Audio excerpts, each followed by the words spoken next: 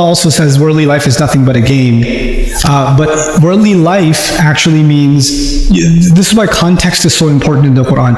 When Allah says worldly life is nothing but a game and entertainment, He's actually talking about how people think that the experiences you're having in this life are somehow permanent, or you get lost in them to the point where you can't see beyond that. Like, for example, when somebody's having a problem, then it's hard for them to think beyond that problem, to step beyond that problem. You understand? And what's the thing what happens in a game is that a game has a limited beginning and an ending, and then reality strikes, right? So a comparison is being made on how temporary the issues in this world are. But so that's one side of the equation. On the other side of the equation, of course, وَمَا مَتَاعُ الْحَيَاةِ الدُّنْيَا فِي الْآخِرَةِ إِلَّا قَلِيلٌ. Worldly life is nothing compared to the next life. Right? That's a reality. At the same time, this limited worldly reality has extremely valuable lessons in it. Right? And extremely valuable. And those lessons are the ones that give meaning to both this life and connect it to the next life, that they tie them together. And we have to live that dichotomy, because one extreme that happens in religions and even in some Muslims is this world is nothing. That's an extreme. That is not the Quran, that is not the Sunnah.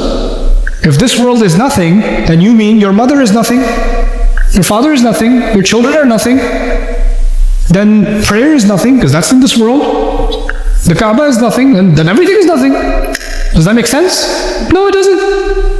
No, but this world compared to the next is nothing means whatever I do in this life should be of some benefit also in the next life, or at least not violate the next life.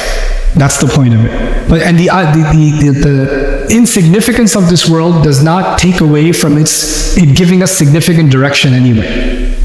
Right? So both of those things go hand in hand. And it does save us from a really terrible extreme, because when you start saying this dunya is nothing, I just want akhirah, then you haven't understood Allah's book. Why did Allah say, go look at the mountain, look at this beautiful fruit that I'm giving you, وَالنَّخْلُ ذَاتُ الْأَكْمَامِ وَالْحَبُّ ذُو الْعَصْفِ وَالرَّيْحَانِ, like, look at this beautiful smell and the breeze, look at this tree with the fruits that have covers on them, and you say, Ya Allah, thanks, but it's nothing. Nothing. مَرَجَ الْبَحْرَيْنِ يَلْتَقِيَانِ. Nothing. Dummy, read the Quran. Okay, so I've noticed something. Every time somebody goes to an extreme is because they're distant from the Quran. Every time. Quran, it'll mention something, but it'll balance it. Then it'll mention something, then it'll balance it. And if you don't have that balance, you'll go either swing this way or swing that way. And your worldview gets really twisted.